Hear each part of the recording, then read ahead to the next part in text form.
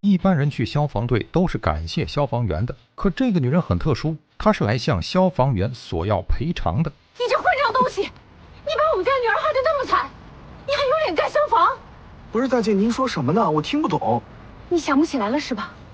我告诉你，我们家女儿方甜甜，就是被你从电瓶车行那么高的楼摔下来的女孩。在女人的提醒下，消防员终于想了起来。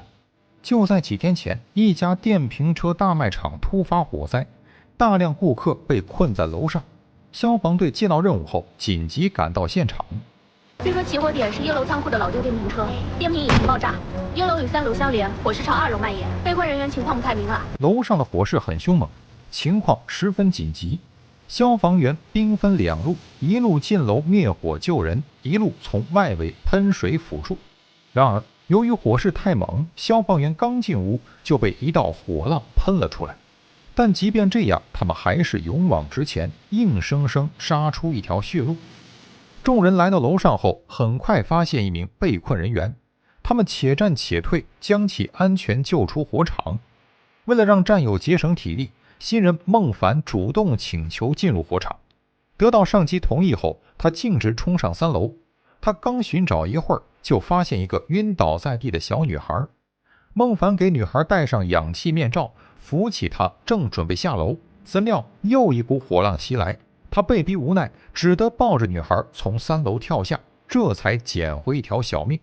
后来大家拼尽全力，成功将大火扑灭，所有被困人员都被安全救出。就在消防队备受人们称赞时，一些让人恶心的事也发生了。几天后，女孩的母亲找到消防队，指名点姓要见孟凡。孟凡出来后，女人张口就要看他身份证。孟凡正在训练，并没携带身份证，只好出示了工作证件。怎料找的就是你，我先收了。哎，大姐，你拿我的！你这混账东西，你把我们家女儿害得那么惨，你还有脸干消防？女人不但扣下孟凡的工作证，还破口大骂。孟凡顿时一脸懵逼，见他是真忘记了，女人便继续提醒说，他女儿就是那天从火场被救下的方甜甜。孟凡受过训练，没什么大碍，但甜甜的腿却被摔成粉碎性骨折。女人不是来感激孟凡的救命之恩，而是来找他索要赔偿的。我们家女儿甜甜今年才12岁，她的那个腿要是治不好的话，我们家的日子也过不下去了。今天你必须给我解决这件事情，要不然的话，我每天到你们家里来找你。先不说他女儿的伤势如何，就他开的这辆豪车足以证明他家境不错。不卖车救女儿，反而来敲诈消防员，良心简直黑成炭了。孟凡本身并没有错，奈何他心地善良，愧疚之下还是亲自到医院，打算探望一下女孩。可他病房还没进去，就被女孩父亲推了出来。你们不让我进去看看孩子，我怎么了解孩子的伤情啊？膝盖粉碎性骨折呀，我们做父母的痛不痛心呢？两口子一个唱白脸，一个唱红脸。男人讲话比较客气，表面上是在讲理，但处处充满奸诈的味道。女人直接泼辣，一张嘴就想让人给她两耳刮子。别跟他磨叽，你看着办吧。就这样，孟凡从始至终都没看到女孩一眼，也不知道女孩真实伤情，就独自扛起所有责任。回到消防队后，孟凡做的第一件事就是借钱。战友很慷慨，把余额全部转给了他，但只这点还远远不够。为此，孟凡请了几天假，专心去凑医药费。他想到银行贷款，却来晚一步。我着急，我这2天急着用钱，您看能不能帮个忙，把我这车这个抵押贷款帮我办了？哦，先生是这样的，即使您今天把所有的资料都给我，我们银行这边也得5个工作日才能给您放贷呀。孟凡很无奈，只能把母亲留给他的遗物卖给了典当行。老板心很黑，先挑了半天手表的毛病，然后给出了1300的超低价。孟凡一看，差点气得打人。我要不是急着用钱，这块表打死我也不会当，知道吗？老板也不乐意了，声称来这儿当东西的都是缺钱的，要是觉得价钱不合适，就去别的地方。孟凡只好强压怒火，让老板再加点。老板倒也痛快，立马加了50。行，我等。之后，孟凡又联系上朋友，打算把车卖了，但他的车已经很旧。但朋友看在两人的交情上，还是先给了他1万。孟凡最后想到的人是干妈，他来到干妈家，酝酿了半天，却终究没能说得出口。但干妈见多识广，一眼就看出他心里有事儿，于是趁他睡着时，悄悄给他留下几沓现金。就这样，孟凡东拼西凑，总算凑出3万块钱。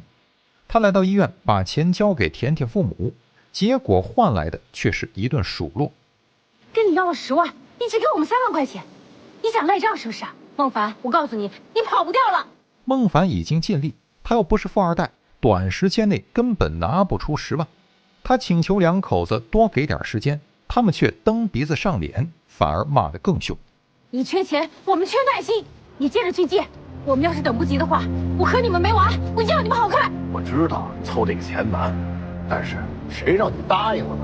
你不负责任，你们这里就要负责任。你说到就要做到，你如果做不到的话，反正我们光脚的不怕穿鞋的。孟凡已经被逼上绝路，他开车赶往车行，打算把车卖掉。路上他失神落魄，满脑子里都是两口子狰狞的面孔。我小孩等着这笔钱做手术吧，如果耽搁了，他这条腿就废了。就在这时，一对夫妻在路上发生争吵，妻子不停地殴打丈夫，丈夫把不住方向盘，超过孟凡后一头撞在路沿上。孟凡措手不及，即便把刹车踩到底儿，还是直撞上。红车当场秀了把空中飞车，而后面的一辆大巴上，司机因为疲劳驾驶，一时没反应过来。等他意识到危险后，狂踩刹车猛打方向。这错误的应对方式让大巴车侧翻连滚好几圈，几乎所有乘客受伤，现场惨叫连连，惨不忍睹。消防队接到报警后，第一时间赶到现场进行救援。大巴车里的乘客和孟凡都被一一救出，红车里的小孩也成功脱困。但遗憾的是，电线点燃了流出的汽油，导致红车爆炸，夫妻2人双双去世。就这样，因为妻子的打闹，让孩子成了孤儿。后来经交管部门鉴定，孟凡在高速行驶中分神，导致没有第一时间采取制动，从而造成追尾，所以他很可能会承担主要责任。在事情查清楚前，他的行动被受到限制。站长知道他压力大，给他放了个长假。此时战友才发现孟凡很不对劲儿。孟凡不说，他们就自己去医院调查。有了，记录显示他在5天前去看望过一个叫方然的女孩。让人意外的是，方甜甜的伤并不严重，只不过是双腿软组织轻微拉伤。怪不得两口子一直不让孟凡探望，这点伤屁事儿没有，但他们却谎称女孩膝盖粉碎性骨折，以此向孟凡索要10万赔偿，显然就是敲诈勒索。为了以防万一，战友又去学校找到甜甜，向她了解了具体情况。我也很奇怪，当时爸爸带我去医院，一定让医生给我打石膏，医生不愿意，好像还吵起来了。后来就让护士给我拿了一套护脚的夹板。好家伙，这两口子还真敢！消防员救了他们女儿，他们非但不感激，竟拿女儿当摇钱树。他们看孟凡老实，就狮子大开口，搞得人家倾家荡产，连母亲留下的唯一遗物都卖了，简直是把人往绝路上逼。问出这家人的住址后，战友们立马赶了过去。男人还以为他们是来送钱的，热情地招呼他们去家里坐坐。男人先来了波卖惨，讲他女儿伤得有多严重，然后狮子大开口，竟把赔偿款涨到了20万。战友差点没气笑。你可真敢要啊！什么意思啊？你这是在犯法，你知道吗？我犯什么法了？这孩子受伤要赔偿，这是天经地义。你们要是不给，我就让媒体曝光你们。这人恬不知耻，他认定消防员看重荣誉，不敢对他怎么样，以曝光相威胁，一副吃定了消防队的样子。但很快，战友就狠狠地打了他的脸。我们已经去学校找过你女儿了。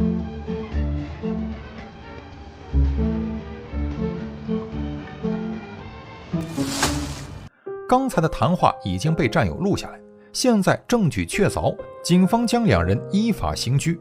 更令人欣慰的是，警方反复查看了行车记录仪，最终确定那起交通事故孟凡不负任何责任。至此，表面上看事情似乎圆满解决，但种种事情的发生，即便孟凡不往心里去，也给了世人一个警示。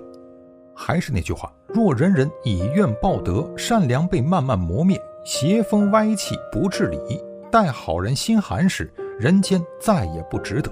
世上从不缺好人，坏人也有很多，你我都该反思。我们虽现在是看客，但终有一天事情会发生在自己身上，该怎么做还是要想好。